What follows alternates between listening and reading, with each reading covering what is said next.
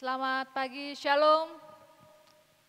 Puji Tuhan, pada pagi hari ini kita patut bersyukur untuk segala kebaikan Tuhan, anugerah Tuhan yang sungguh luar biasa buat kehidupan kita. Tuhan boleh menyertai kita sepanjang hari yang sudah kita lewati, dan bukti nyata Tuhan memberikan kita kekuatan, kesehatan hingga pada pagi hari ini. Jemaat Tuhan, mari ambil waktu sejenak untuk bersyukur kepada Tuhan untuk setiap kebaikan Tuhan dalam kehidupan kita. Demikianlah firman Tuhan. Tuhan adalah kekuatanku dan perisaiku. Kepadanya hatiku percaya. Aku tertolong sebab itu beria-ria hatiku. Dan dengan nyanyianku aku bersyukur kepadanya. Tuhan adalah kekuatan umatnya dan benteng keselamatan bagi orang yang diurapinya. Jemaat Tuhan, saya mengajak kita untuk bangkit berdiri. Bersama-sama kita akan mengucapkan pengakuan iman rasuli. Aku percaya kepada Allah Bapa yang Maha Kuasa, Pencipta langit dan bumi, dan kepada Yesus Kristus anaknya yang tunggal Tuhan kita, yang dikandung daripada Roh Kudus, lahir dari anak darah Maria, yang menderita di bawah pemerintahan Pontius Pilatus, disalibkan, mati dan dikuburkan, turun ke dalam kerajaan maut, pada hari yang ketiga, bangkit pula dari antara orang mati, naik ke surga, duduk di sebelah kanan Allah Bapa yang Maha Kuasa, dan akan datang dari sana untuk menghakimi orang yang hidup dan yang mati.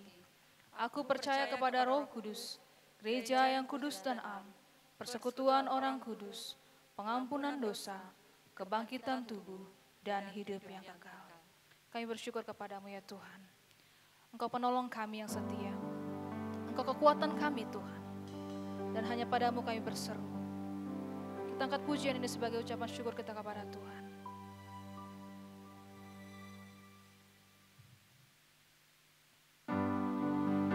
Terima kasih banyak Tuhan Yesus.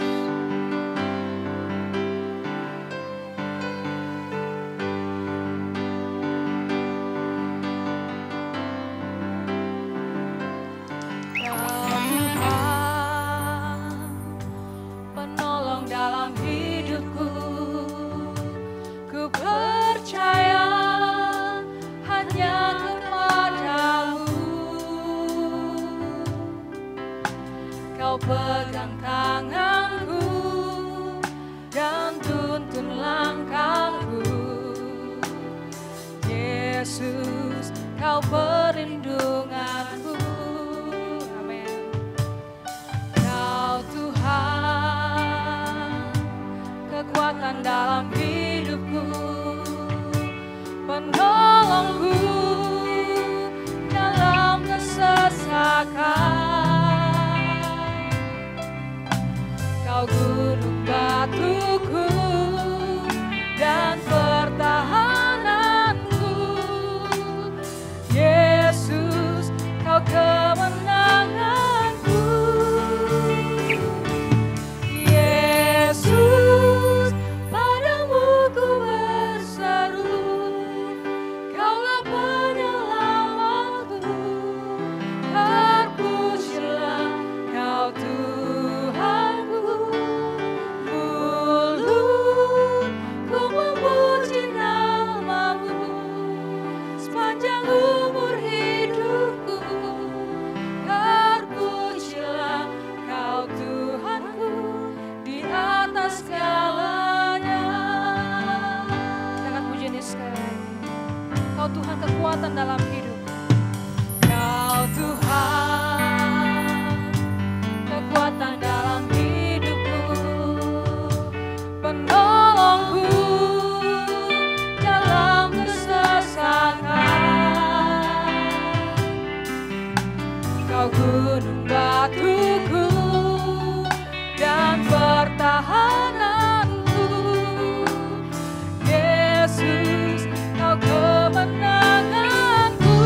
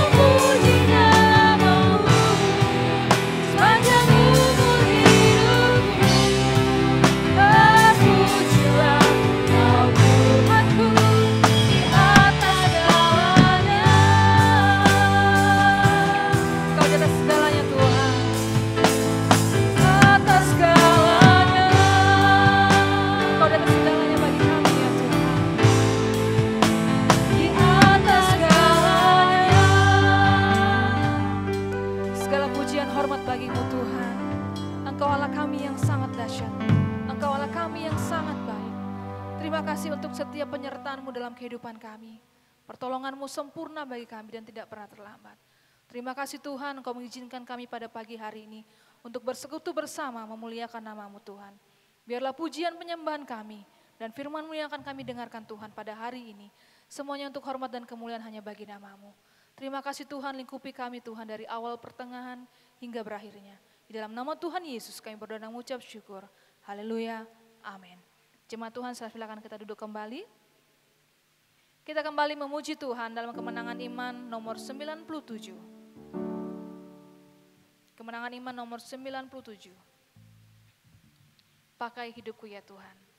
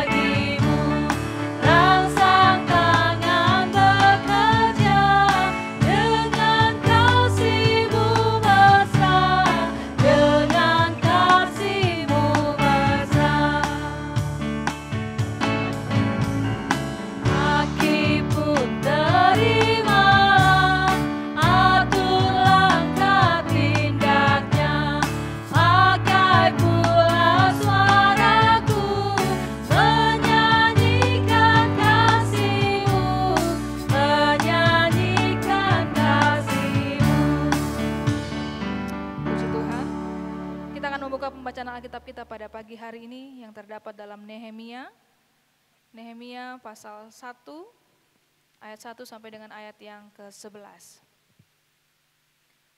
Nehemia pasal 1 ayat 1 sampai dengan ayat yang ke-11. Kita akan membacanya secara silih berganti. Saya ayat yang pertama, Bapak Ibu, saudara-saudari akan membaca ayat yang kedua. Demikian seterusnya sampai dengan ayat yang ke-11. Doa Nehemia bagi orang Israel. Riwayat Nehemia bin Hakalia pada bulan Kislev tahun ke-20 ketika aku ada di Puri Susan. Datanglah Hanani, salah seorang dari saudara-saudaraku dengan beberapa orang dari Yehuda. Aku menanyakan mereka tentang orang-orang Yahudi yang terluput, yang terhindar dari penawanan dan tentang Yerusalem. Kata mereka kepadaku, orang-orang yang masih tinggal di daerah sana, yang terhindar dari penawanan, ada dalam kesukaran besar dan dalam keadaan tercela. Tembok Yerusalem telah terbongkar dan pintu-pintu gerbangnya telah terbakar. Ketika aku dengar berita ini, duduklah aku menangis dan bergabung selama beberapa hari. Aku berpuasa dan berdoa ke hadirat Allah semesta langit. Kataku, ya Tuhan Allah semesta langit, Allah yang maha besar dan dahsyat, yang berpegang pada perjanjian dan kasih setianya terhadap orang yang kasih kepadanya dan tetap mengikuti perintah-perintahnya. Berilah telingamu dan bukalah matamu dan dengarkanlah doa hambamu yang sekarang kupanjatkan ke hadiratmu siang dan malam bagi orang Israel, hamba-hambamu itu, dengan mengaku segala dosa yang kami orang Israel telah lakukan terhadapmu. Juga aku dan kaum keluargaku telah berbuat dosa. Kami telah sangat bersalah terhadapmu dan tidak mengikuti perintah-perintah, ketetapan-ketetapan dan peraturan-peraturan yang telah kau perintahkan kepada Musa, hambamu itu. Ingatlah akan firman yang kau pesan kepada Musa, hambamu itu, yakni, bila kamu berubah setia, kamu akan kucerai-beraikan di antara bangsa-bangsa. Tetapi bila kamu berbalik kepadaku dan tetap mengikuti perintah-perintahku, serta melakukannya, maka sekalipun orang-orang buanganmu ada di ujung langit, akan kukumpulkan mereka kembali dan kubawa ke tempat yang telah kupilih untuk membuat namaku diam di sana. Bukankah mereka ini hamba-hambamu dan umatmu yang telah kau bebaskan dengan kekuatanmu yang besar dan dengan tanganmu yang kuat? Ya Tuhan, berilah telinga kepada doa hambamu ini dan kepada doa hamba-hambamu yang rela takut akan namamu. Dan biarlah hambamu berhasil hari ini dan mendapat belas kasihan dari orang ini. Ketika itu aku ini juru minuman raja. Demikian pembacaan Alkitab kita pada pagi hari ini. Jemaat Tuhan, kita kembali memuji Tuhan, kita bersyukur karena kebaikan Tuhan, kekuatan Tuhan bersama Tuhan kita boleh melakukan segala perkara. Kita angkat pujian denganmu Tuhan. Kita angkat pujian ini dengan bertepuk tangan, kita bersyukur Tuhan senantiasa menemani kita. Apapun kondisi kita, percayalah Tuhan ada bersama dengan kita.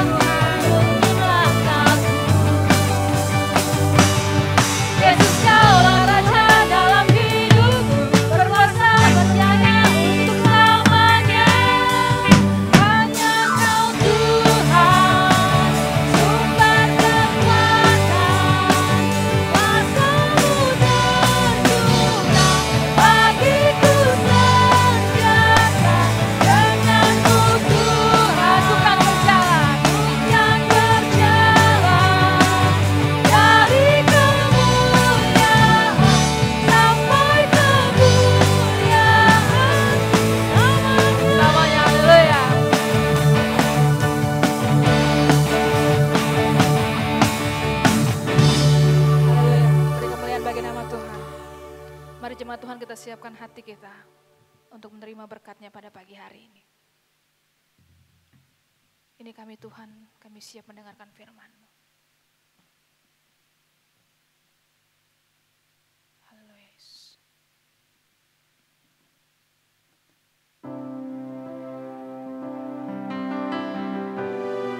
Kekuatan di hidup kami Tuhan, hanya kami dapat di dalam. Karena Kau yang senantiasa meneguhkan hati kami Tuhan, oleh setiap firman-firman-Mu yang ajaib bagi kami.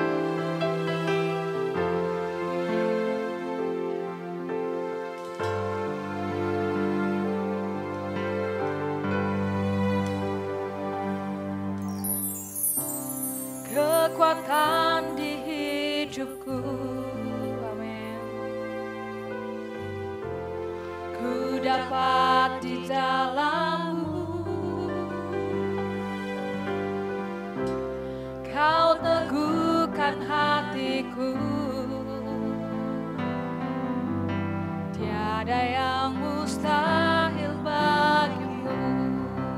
Sebab aku percaya, bukan karena melihat, namun karena firman-Mu yang selalu digenapi hidupku. Ku percaya, bukan karena melihat, namun karena firman-Mu tiada pernah berubah. Sekali lagi tangan puji, kekuatan di hidupku. Kekuatan di hidupku,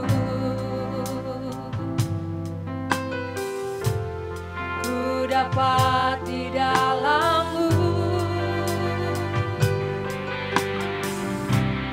Kau teguhkan hatiku, tiada yang mustahil bagimu, sebab aku percaya bukan karena melihat, namun karena firman-Mu yang selalu digenapi hidupku. Ku percaya bukan karena melihat, namun karena firman-Mu tiada pernah berubah. Bapa, ku percaya bukan karena melihat, namun karena firman-Mu yang selalu digenapi hidupku. Ku percaya bukan karena melihat, namun karena firman-Mu tiada pernah berubah.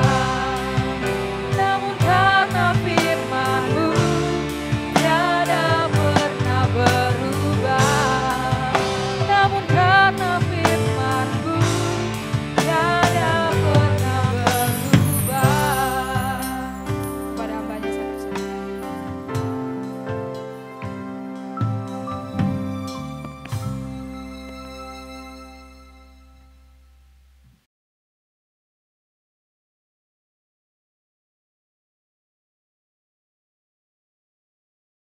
Shalom, Bapak Ibu Saudara, kita patut bersyukur pada hari ini untuk kesempatan yang istimewa sekali lagi dapat membaca firman dan juga merenungkan kebenarannya.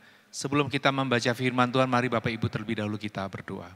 Bapa kami yang di surga, Engkaulah Allah, pencipta alam semesta, Allah pemilik kehidupan, yang kepadamu lah hidup kami telah dipersembahkan kepadamu, menjadi milik-Mu, yang tak terlepaskan dari kasih-Mu sampai selama-lamanya. Kami aman di dalam Engkau dan segala sesuatu di dalam hidup kami ada di dalam kendali ilahi. Kami tahu bahwa kami adalah milik-Mu yang Kau kasihi, yang Kau tak pernah tinggalkan. Dan sepanjang hidup kami ada banyak pengalaman di mana kami telah ditolong dengan ajaib oleh Tuhan.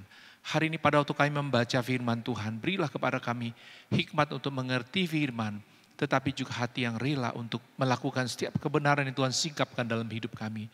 Supaya hati yang lemah Tuhan beri kekuatan yang baru, dan tekad kami untuk hidup hanya bagi-Mu dan bersandar kepada kekuatan-Mu saja semakin kuat ya Bapa. Berbicaralah kepada kami Tuhan melalui firman-Mu, karena kami siap untuk mendengar. Di dalam nama Tuhan Yesus kami berdoa dan bersyukur. Amin. Bapak Ibu Saudara, kita akan membaca dari kitab Nehemia pasal 2, ayat 1 sampai dengan ayat yang ke-10. Tadi kita sudah membaca Nehemia pasal 1 ayat pertama sampai dengan ayat yang ke-11. Nah sekarang kita akan lanjutkan Nehemia pasal 2 ayat 1 sampai dengan ayat yang ke-10.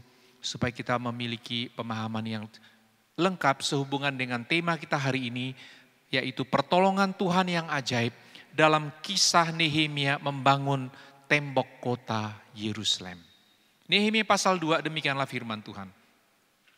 Pada bulan Nisan, tahun ke-20 pemerintahan Raja Artasasta, ketika menjadi tugasku untuk menyediakan anggur, aku mengangkat anggur dan menyampaikannya kepada Raja. Karena aku kelihatan sedih yang memang belum pernah terjadi di hadapan Raja. Bertanyalah ia kepadaku, mengapa mukamu muram, walaupun engkau tidak sakit? Engkau tentu sedih hati. Lalu aku menjadi sangat takut. Jawabku kepada Raja, hiduplah Raja untuk selamanya. Bagaimana mukaku tidak akan muram kalau kota tempat pekuburan nenek moyangku telah menjadi reruntuhan dan pintu-pintu gerbangnya habis dimakan api. Lalu kata Raja kepadaku, jadi apa yang kau inginkan? Maka aku berdoa kepada Allah semesta langit. Kemudian jawabku kepada Raja, jika Raja menganggap baik dan berkenan kepada hamba-Mu ini, utuslah aku ke Yehuda, ke kota pekuburan nenek moyangku supaya aku membangunnya kembali. Lalu bertanyalah raja kepadaku, sedang permaisuri duduk di sampingnya. Berapa lama engkau dalam perjalanan dan bilakah engkau kembali? Dan raja berkenan mengutus aku sesudah aku menyebut suatu jangka waktu kepadanya. Berkatalah aku kepada raja, jika raja menganggap baik, berikanlah aku surat-surat bagi bupati-bupati di daerah seberang sungai Efrat, supaya mereka memperbolehkan aku lalu sampai aku tiba di Yehuda. Pula sepucuk surat bagi Asaf, pengawas taman raja, supaya dia memberikan aku kayu untuk memasang balok-balok pada pintu-pintu gerbang di benteng bait suci, untuk tembok kota dan untuk rumah yang akan kudiami. Dan raja mengabulkan permintaanku itu karena tangan Allahku yang murah melindungi aku. Maka datanglah aku kepada bupati-bupati di daerah seberang sungai Efrat dan menyerahkan kepada mereka surat-surat raja. Dan raja menyuruh panglima-panglima perang dan orang-orang berkuda menyertai aku. Ketika Sanbalat orang Horon dan Tobia orang Amon, pelayan itu mendengar hal itu, mereka sangat kesal karena ada orang yang datang mengusahakan kesejahteraan orang Israel. Tema kita adalah pertolongan Tuhan yang ajaib dalam kisah Nehemia membangun tembok kota Yerusalem. Bapak Ibu, sejak bulan Oktober dan November tema kita adalah mengenai pertolongan Tuhan yang ajaib. Kita sudah membaca kembali berbagai kisah di mana Tuhan menyatakan pertolongannya yang ajaib untuk bangsa Israel. Dalam kisah pelayanan Nabi Elia, dalam kisah pelayanan Nabi Elisa, bahkan juga ketika orang Israel diangkut ke pembuangan.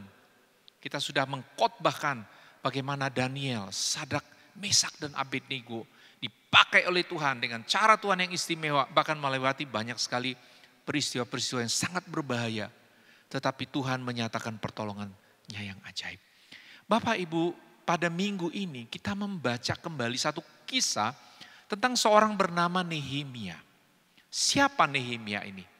Kalau kita membaca kisah ini Bapak Ibu mulai pasal 1, dijelaskan bahwa Nehemia ini dia adalah seorang juru minuman raja. Dalam tugas dia mendampingi Raja Artasasta, dia memiliki hubungan secara langsung, akses langsung kepada raja. Dan dengan cara yang ajaib juga Tuhan memakai jabatannya untuk menyatakan jalan-jalan Tuhan bagi pemulihan Yehuda. Bapak Ibu, kisah ini dimulai di dalam pasal 1 ayat yang pertama, bahwa ada beberapa orang yang dikatakan mereka dari Yehuda dan menyampaikan kabar kepada Nehemia tentang keadaan kota Yerusalem dan mengenai kondisi beberapa orang yang sudah kembali atas izin Kores untuk kembali membangun Yerusalem. Dikatakan demikian, aku menanyakan mereka tentang orang-orang Yahudi yang terluput, yang terhindar dari penawanan dan tentang Yerusalem. Kata mereka kepadaku, orang-orang yang masih tinggal di daerah sana, yang terhindar dari penawanan, ada dalam kesukaran besar dan dalam keadaan tercela. Tembok Yerusalem telah terbongkar dan pintu-pintu gerbangnya telah terbakar. Bapak Ibu, Nehemia dia dalam posisi yang aman. Sama seperti Daniel, Sadrak, Mesak dan Abednego, waktu mereka mendapat jabatan di istana, baik pada saat pemerintahan Belsasar, pada waktu Nebukadnezar dan Darius, mereka semua dalam situasi yang aman. Sama dengan Nehemia, dia sudah dapat jabatan yang sangat bagus, ada ketekatan dengan raja, dia juga aman tinggal di istana. Tetapi hati Nehemia sebagai seseorang yang sangat memahami karya Tuhan atas bangsa Israel, maka waktu mendengar kisah bahwa Yerusalem, tembok kotanya hancur dan pintu-pintu gerbangnya sudah roboh, maka sebagai seorang yang sangat mengasihi Tuhan dan bangsanya, hatinya sangat sedih. Apa tindakan Nehemia? Dalam ayat yang keempat Bapak Ibu, kita tahu Nehemia mengambil tindakan rohani. Seringkali kita juga kalau mendengar satu peristiwa, mungkin menyangkut umat Tuhan secara global. Mungkin menyangkut kondisi kita sebagai satu bangsa. Kadang-kadang kita mungkin hanya genumel, mungkin kita hanya mempersalahkan pemerintah, mungkin kita menyalahkan aturan, kita mungkin menyalahkan masyarakat sekitar. Mungkin kita menyalahkan kondisi mengapa bisa terjadi demikian. Tetapi dalam tindakan Nehemia Bapak Ibu, tindakan pertama yang dia ambil adalah satu tindakan spiritual. Di mana dikatakan ayat yang keempat, dia berkata demikian, firman Tuhan mencatat. Ketika aku dengar berita ini, duduklah aku menangis dan aku berkabung selama beberapa hari. Aku berpuasa dan berdoa ke hadirat Allah semesta langit. Bapak Ibu, ini tindakan rohani dari Nehemia. Waktu mendengar kondisi bangsanya yang hancur, tembok kota yang hancur, sama sekali tidak ada harapan. Bukannya dia mempersalahkan, menyesali, atau mengatakan wah saya tidak dalam posisi yang bisa melakukan apapun. Dia bertindak Bapak Ibu. Dikatakan dia dalam duka citanya secara rohani. Dia berdoa, berpuasa, berdoa. Apa yang dia lakukan pertama? Dia mengakui dosa. Dalam ayat 5 dikatakan, kataku ya Tuhan Allah semesta langit, Allah yang maha besar dan dahsyat, yang berpegang pada perjanjian dan kasih setianya terhadap orang yang kasih kepadanya dan tetap mengikuti perintah-perintahnya. Berilah telingamu dan bukalah matamu dan dengarkanlah doa hambamu yang sekarang kupanjatkan ke hadiratmu siang dan malam bagi orang Israel. Hamba-hambamu ini dengan mengaku segala dosa yang kami orang Israel telah lakukan terhadapmu. Juga aku dan kaum keluargaku telah berbuat dosa. Kami telah sangat bersalah terhadapmu, tidak mengikuti perintah-perintah, ketetapan-ketetapan dan peraturan-peraturan yang telah kau perintahkan kepada Musa hambamu itu. Bapak Ibu, kalau kita membaca ini, tindakan rohani dari Nehemia, doa dan puasa, nomor satu dia mengakui keberdosaan, baik dirinya, keluarganya, bahkan bangsanya. Ini adalah satu pengakuan yang sifatnya identifikasi Bapak Ibu, di mana dia menghubungkan dirinya sebagai umat Allah yang meskipun bukan dia pada zamannya yang melakukan perbuatan dosa, pemberontakan itu oleh nenek moyangnya. Tapi waktu dia tahu nenek moyang yang sudah berdosa, dia bukan bilang, itu bukan urusan saya, harusnya kami gak dapat bagian. Bukan, dia menyadari bahwa yang namanya dosa, sepanjang tidak ada pengakuan, maka atasnya ada hukuman dan secara rohani ini menjadi penghalang bagi Tuhan untuk menyatakan pertolongannya yang ajaib dan kuasanya bagi Israel. Bapak Ibu Saudara, seringkali kita ketika mendengar tentang pelanggaran rohani di masa lalu, kita sering bilang ya udah itu kan bukan zaman saya. Itu kan bukan karena saya. Itu kan kesalahan orang tua saya. Itu kan kesalahan nenek moyang saya. Kita menganggap sepele Bapak Ibu. Sekali lagi kalau kita mengetahui ada kesalahan-kesalahan, pelanggaran-pelanggaran di masa lalu. Bukan kita mengakui dosa supaya orang yang sudah mati diampuni, bukan Bapak Ibu. Tapi kesadaran rohani kita mengatakan Tuhan memang kami layak dihukum. Pernyataan menerima bahwa dosa harus dihukum, Allah murka terhadap dosa, membuat kita ada satu pernyataan persetujuan bahwa Allah memang layak untuk menyatakan penghukumannya. Ini yang dilakukan oleh Nehemia. Dan Bapak Ibu, apa yang terjadi pada saat ia berdoa dalam pengakuan dosanya dan meminta agar Tuhan memberi pemulihan kepada Israel dan kesempatan supaya Yerusalem dapat dibangun. Maka dalam pasal 2, Tuhan membuka satu peluang di luar dugaan Bapak Ibu. Kalau kita sudah membaca tadi dalam pasal 2, pada saat Nehemia sedang melakukan tugas biasa, tugas rutin sebagai juru minuman raja, maka dikatakan raja melihat dia dalam keadaan sedih.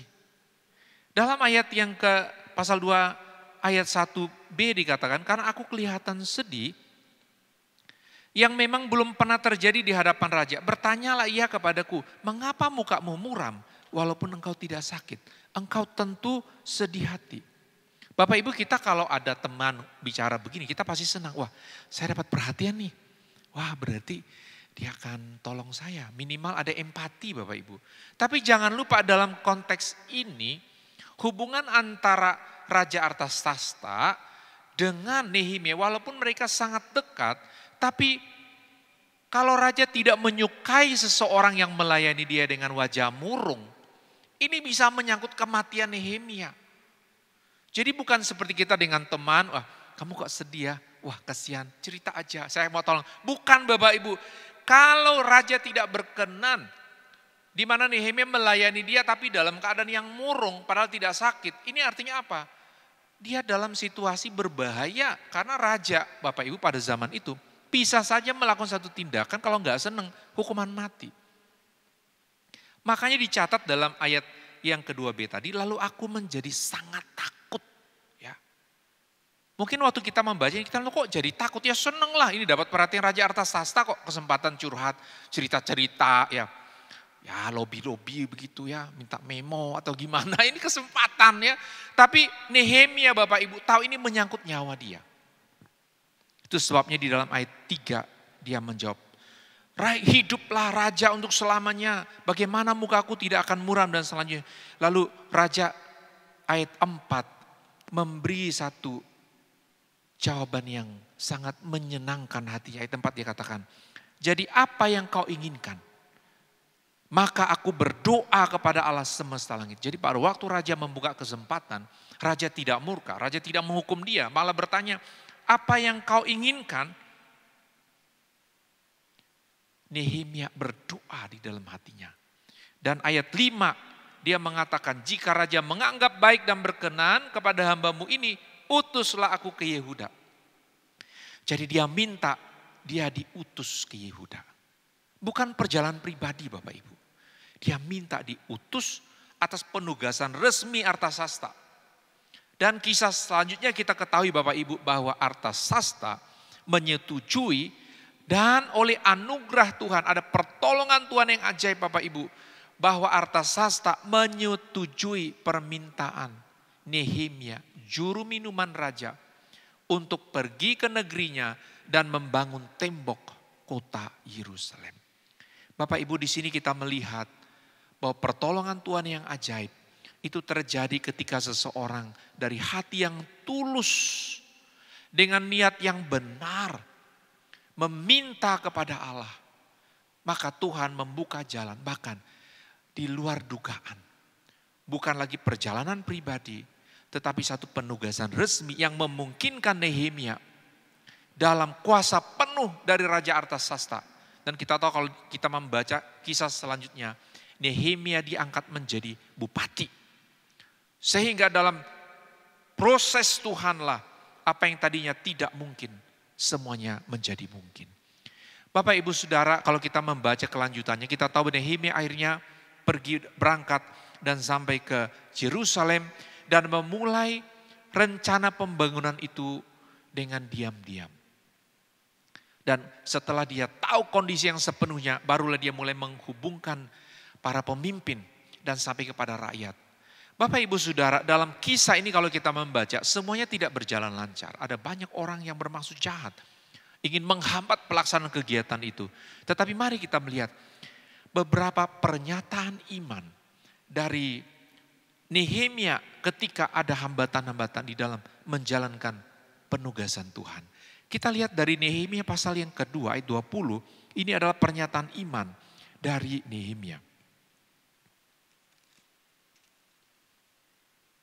Saya mulai membaca ayat yang ke-19. Ketika Sanbalat, orang Horon dan Tobia orang Amon, pelayan itu dan Geshem orang Arab mendengar itu, mereka mengolok-olokkan dan menghina kami, kata mereka. Apa yang kamu lakukan itu? Apakah kamu mau berontak terhadap raja? Aku menjawab mereka, kataku, Allah semesta langit, Allah semesta langit, dialah yang membuat kami berhasil. Kami hamba-hambanya telah siap untuk membangun, tetapi kamu tak punya bagian atau hak dan tidak akan diingat di Yerusalem.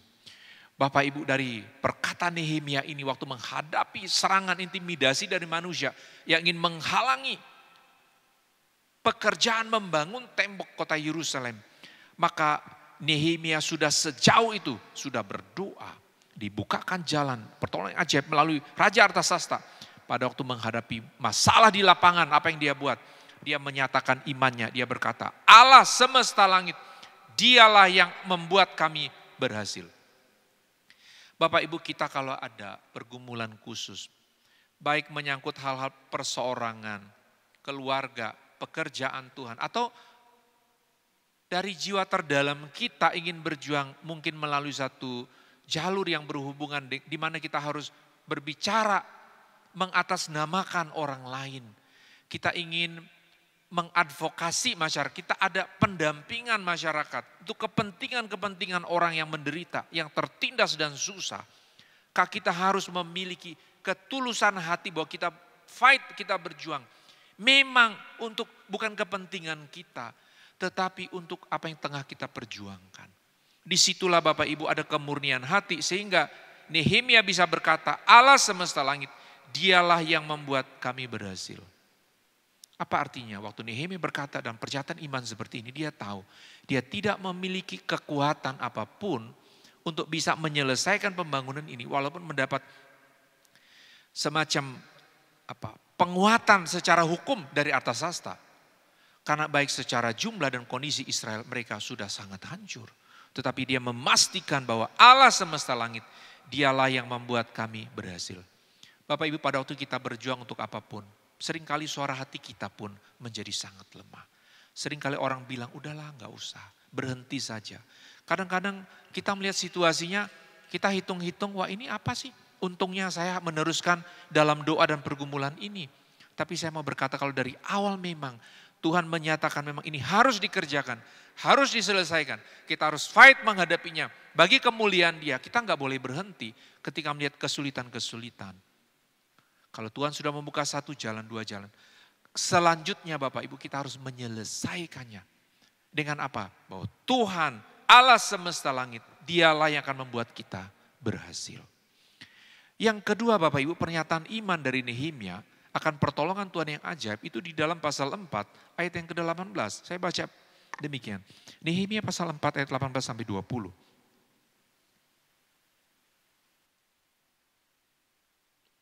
Setiap orang yang membangun bekerja dengan berikatkan pedang pada pinggangnya. Dan di sampingku berdiri peniup sangkakala. Berkatalah aku kepada para pemuka dan para penguasa dan kepada orang-orang yang lain. Pekerjaan ini besar dan luas dan kita terpencar pada tembok yang satu jauh daripada yang lain. Dan kalau kamu mendengar bunyi sangkakala di satu tempat, berkumpullah ke sana mendapatkan kami. Allah kita akan berperang bagi kita. Allah kita akan berperang bagi kita. Jadi Bapak Ibu kalau kita membaca kisah mereka membangun ini. Meskipun di dalam jaminan Raja Artasasta, di dalam iman kepada penyertaan Tuhan. Tetapi bagian manusiawi mereka Bapak Ibu sungguh luar biasa. Mereka bekerja sambil menyandang pedang. Tidak ada orang khusus berjaga-jaga Bapak Ibu. Semua dalam kesiapan menghadapi musuh tetapi juga mengangkat batu, menyusun batu. Supaya bisa selesai Bapak Ibu. Tetapi di sini Nehemia mengungkapkan pernyataan imannya yang kedua. Allah kita akan berperang bagi kita. Bapak Ibu Saudara dalam konteks kita sekarang kita tidak sedang dalam satu peperangan tentunya. Tetapi ada kondisi-kondisi di mana ada situasi kita tahu kita ditinggal sendiri. Kita merasa tak berdaya. Kondisi ini Bapak Ibu bisa sangat pribadi. Bahkan mungkin kita tidak bisa cerita kepada orang lain. Orang mungkin melihat kita baik-baik saja. Tapi mungkin Anda sedang sakit luar biasa. Dan mungkin sedetik beberapa waktu kita nggak tahu kapan akan meninggal. Beberapa orang mungkin tengah mengalami masalah-masalah yang sangat sulit. Nggak bisa bicara banyak. Oleh karena ini satu hal yang dianggap sangat pribadi. Ada pergumulan-pergumulan yang tak terucapkan Bapak Ibu. Di sanalah kita harus ada iman dan kepastian bahwa Allah akan berperang bagi kita. Tetapi bagian manusiawi kita harus lakukan. Seringkali orang menghentikan bagian manusianya dengan bilang, biar Tuhan saja.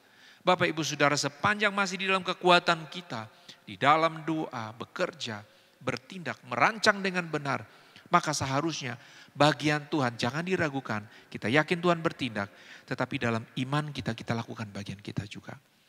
Pada akhirnya Bapak Ibu, pertolongan Tuhan yang ajaib, yang sudah membuka jalan bagi Nehemia sehingga dapat izin untuk berangkat ke Yerusalem. Pertolongan Tuhan yang ajaib juga membuat dia bisa mengumpulkan dan mendapat dukungan dari para pemimpin dan orang-orang di Yerusalem. Atas pertolongan Tuhan yang ajaib juga dia bisa memulai pembangunan. Dan kita tahu pada akhirnya bisa selesai.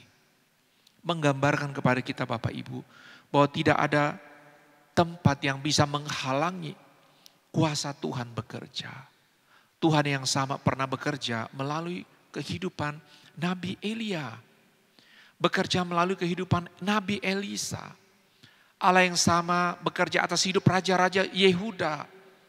Bagaimana bapak-bapak orang beriman, mulai dari Abraham kita lihat bagaimana Tuhan melakukan pertolongan Tuhan yang ajaib. Tuhan sudah melakukan pertolongan ajaib dalam hidup Daniel, Sadrak, Mesak, dan Abednego. Tuhan yang sama juga telah menolong Nehemia untuk datang dari Babilonia ke Yerusalem membangun tembok kota. Dan Bapak Ibu, Tuhan yang sama juga dalam hidup kita orang Kristen modern ini, dalam situasi apapun, Tuhan yang sama juga masih dapat memberikan pertolongannya yang ajaib. Bapak Ibu, yang paling penting waktu kita menanti tindak pertolongan Tuhan yang ajaib adalah bahwa harapan kita dan tekad kita untuk mendapat pertolongan harus dari hati yang murni, hati yang tulus, kasih kepada Allah, kasih kepada sesama. Sama seperti Nehemia pada waktu dia sedih, duka cita secara rohani. Itu bukan karena dia rugi secara finansial. Bukan karena dia tidak aman di Babilonia. Bukan karena jabatannya mau diambil orang. Harapan dan tekadnya ini dibangun atas dasar kepentingan bangsa sebagai umat pilihan Tuhan. Kalau hanya untuk kepentingan dia di dalam hidupnya yang singkat, untuk apa dia berjuang dan meninggalkan kenyamanan istana? Seringkali ada orang bilang, saya mau berjuang, saya berdoa, saya peduli, saya lakukan apapun untuk kepentingan kalian. Tapi Bapak Ibu kita tahu, Tuhan tahu isi hati kita yang paling dalam. Dan ketulusan ini Bapak Ibu harusnya teruji kapan? Waktu kita akan berjuang. Dan setelah kita menyelesaikannya, kita tidak mengambil manfaat, tidak mengambil untung untuk kepentingan kita.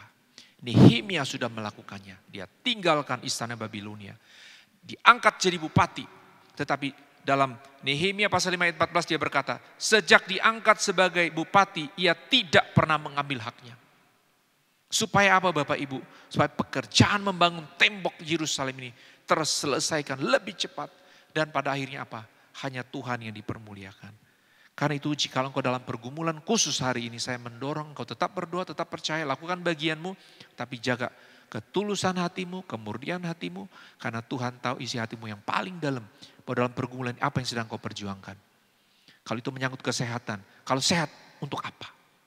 Kalau ini pergumulan finansial, kalau engkau lepas dari masalah finansial, engkau dapat banyak, apa tujuannya? Kalau ini menyangkut karir, jabatan, engkau bergumul dan doa, selain dapat untuk apa? Firman Tuhan Yakobus 4:1-3 udah berkata bahwa seringkali kita berdoa, tapi enggak dapat apa-apa. Kenapa? Karena kita menghabiskannya untuk hawa nafsu kita. Kepentingan pribadi kita. Sehingga waktu gak tercapai, kita sedih sendiri, kita kecewa, Tuhan gak jawab saya. Kita mulai iri hati kepada orang, mempersalahkan orang, menyerang orang lain. Atau menjadi lemah dalam mengiring akan Tuhan. Bapak Ibu, jaga kemurnian hati kita, ketulusan kita dalam doa. Minta Tuhan, cek. Kalau saya bergumul, minta pertolongan Tuhan yang ajaib. Tuhan, saya mau apa sebenarnya? Kalau itu hanya untuk diri kita, tanpa menghubungkannya dengan kemuliaan Tuhan, pekerjaan Tuhan. Maka sekali lagi Bapak Ibu, pertolongan Tuhan yang ajaib pada waktu terjadi pun kita mengalami sesuatu, kita pasti pada akhirnya tidak membawa hormat dan kemuliaan bagi nama Tuhan. Tetapi kalau pergumulan ini bagi kemuliaan Dia, bertahan. Jangan menyerah, jangan putus asa. Sepanjang masih ada nafas hidup kita berusaha dalam doa. Kita tempuh prosedurnya, kita berjuang, kita bertahan. Kalau Tuhan menghentikan kita, menyatakan apa yang menjadi jawaban Dia. Meski sedih, duka cita, mungkin kita merasa kenapa begini. Yang penting kita sudah jalani bagian kita. Tapi kalau Tuhan jawab berbeda, ada pertolongan yang ajaib sesuai dengan harapan-harapan kita. Pengucapan syukur berlimpah bagi kemuliaan Dia. Mari kita berdoa. Bapa, kami ada dalam berbagai situasi yang unik. Ada orang yang bergumul untuk situasi di mana penderitaan secara jasmani, sakit penyakit. Pergumulan dalam bidang keuangan. Pergumulan dalam pelayanan pekerjaan Tuhan. Dan aniaya karena nama Kristus. Pergumulan-pergumulan menyangkut karir. Biarlah hari ini waktu kami dengar kisah Nehemia, waktu kami memperjuangkan sesuatu, Tuhan tolong hati kami untuk tetap teduh, tulus. Biarlah segala sesuatu ini kami tujukan dalam pergumulan, menanti pertolongan-Mu yang ajaib bagi kemuliaan-Mu. Dan Tuhan mau apa dalam hidup pribadi dan keluarga kami dan gereja-Mu dan bangsa ini, biarlah kehendak Tuhan yang jadi. Karena kami percaya pertolongan Tuhan yang ajaib tidak akan pernah terbantahkan, tidak perlu kami ragukan. Tetapi ada waktu Tuhan yang tepat, ada cara Tuhan yang unik untuk menjawab kami sekalian. Hati yang lemah Tuhan kuatkan kembali, agar tidak putus asa, bertahan terus dalam usaha dan doa, dalam kerja dan tindakan yang benar. Sampai waktu Tuhan menyatakan kedaulatan-Mu, jawaban-Mu bagi kami mau ikut Tuhan, tetap setia dalam situasi apapun. Terima kasih Bapa, di dalam nama Tuhan Yesus kami berdoa dan bersyukur. Amin.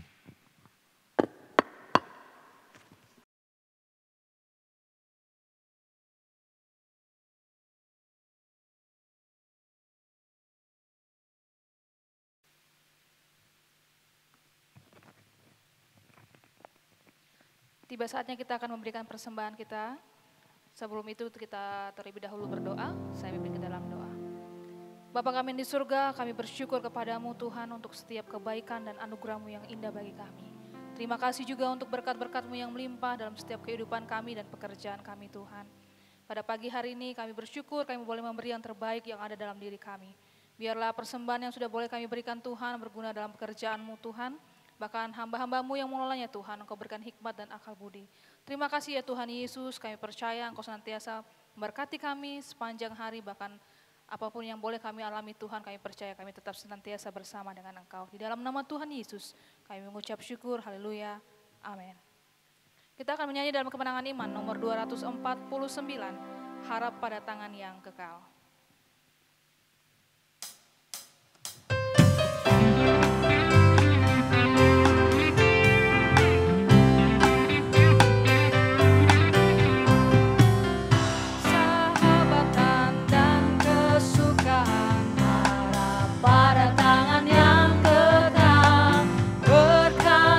Besar kita dapatkan, harap pada tangan yang kekal, harap, harap, harap pada tangan yang kekal, harap, harap, harap pada tangan yang kekal. Tak ketakutan, harap pada tangan yang kekal, hatiku senang Yesus teman, harap pada tangan yang kekal, harap, harap, harap pada tangan yang kekal, harap, harap, harap pada tangan yang kekal.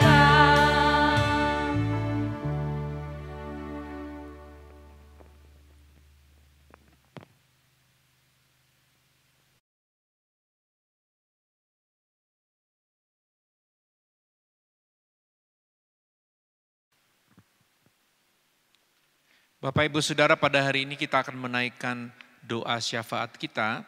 Dan sebelumnya saya membacakan beberapa anggota jemaat yang berulang tahun sepanjang minggu ini.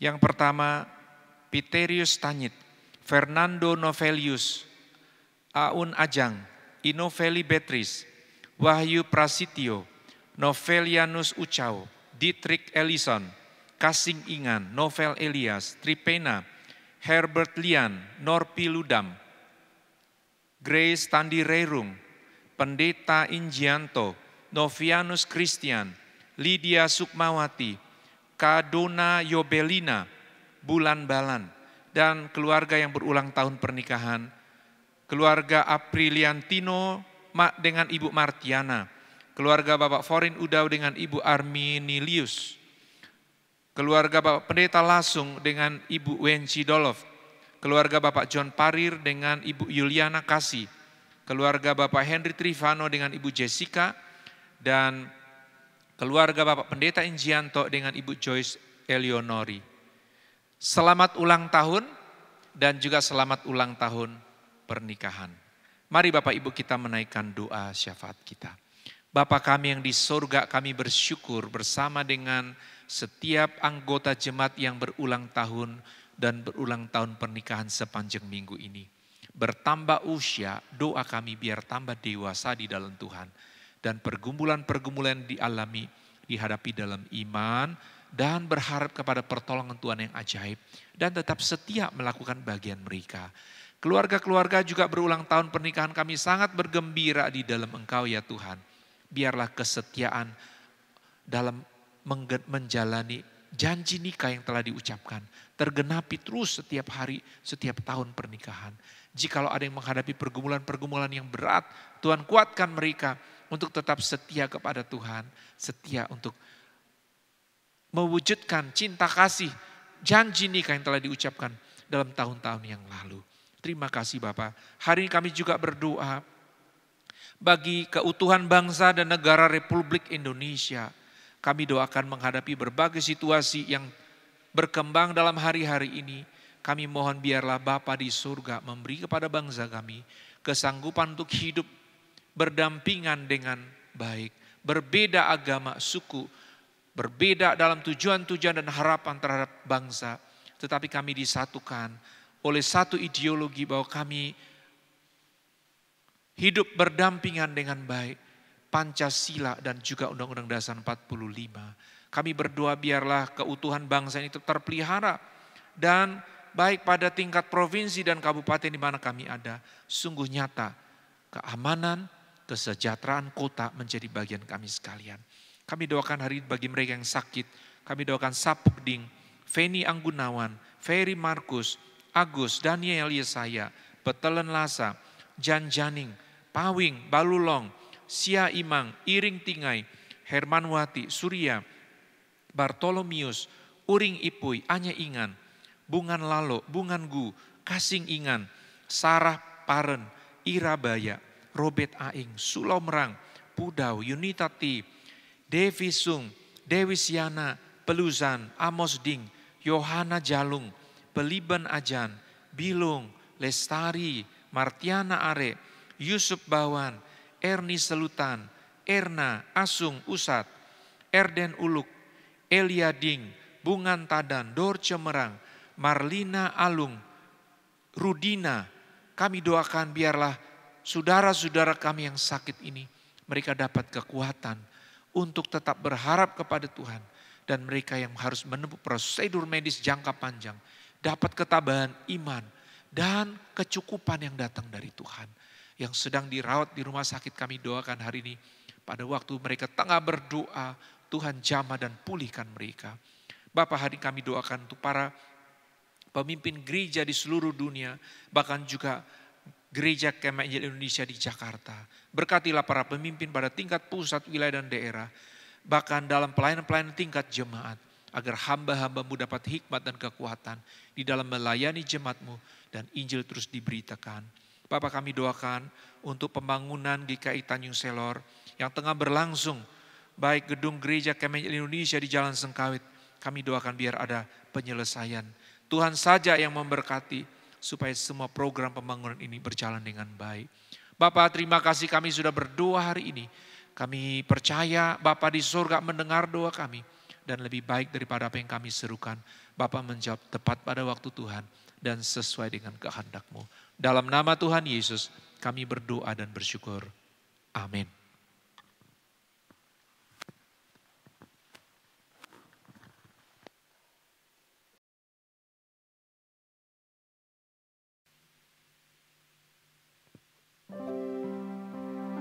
Kita akan mengakhiri ibadah kita pada pagi hari ini. Jemaat Tuhan, saya mengajak kita untuk bangkit berdiri. Sepekan yang akan kita lewati, percayalah kuasa Tuhan, kekuatan Tuhan akan menyertai kita. Dan Tuhan tidak pernah terlambat menolong kita. Kita angkat satu pujian yang mengatakan, tak pernah terlambat pertolongan Tuhan bagi kita. Doa berkat akan dipimpin oleh Bapak Pendeta Esok. Tak pernah terlambat pertolongan bagiku, sebab Kau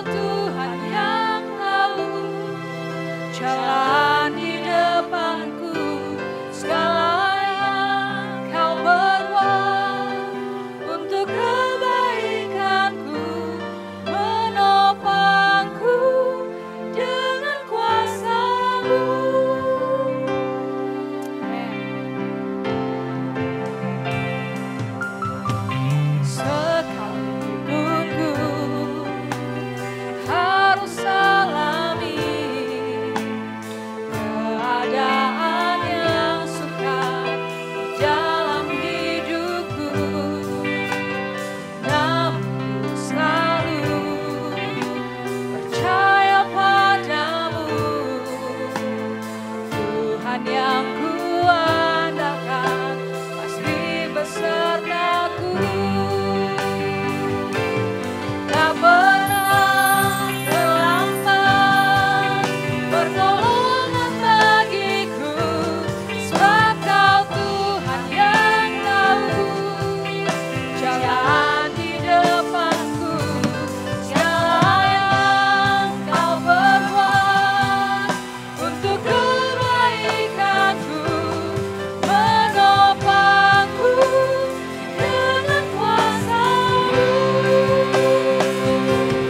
Tak pernah terlambat pertolongan bagiku, sebab Kau Tuhan yang tahu jalan di depanku. Segala yang Kau perbuat untuk kebaikanku, menopangku dengan kuasa-Mu.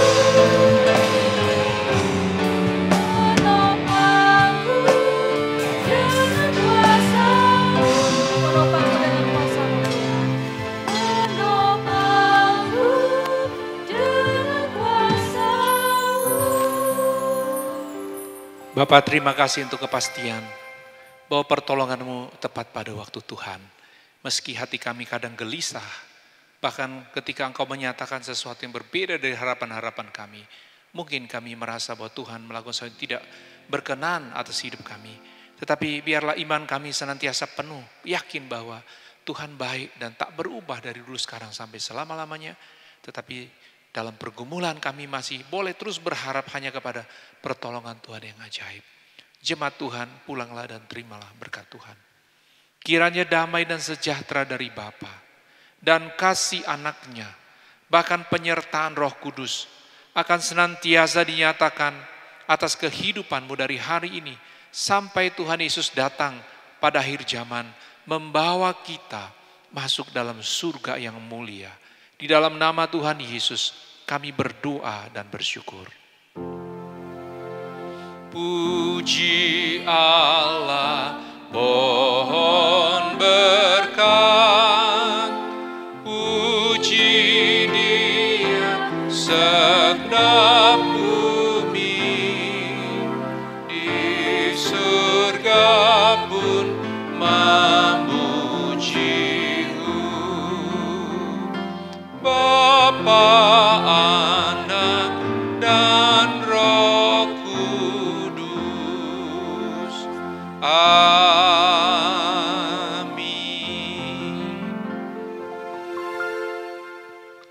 Jemaat silakan duduk kembali, kita masuk dalam saat teduh.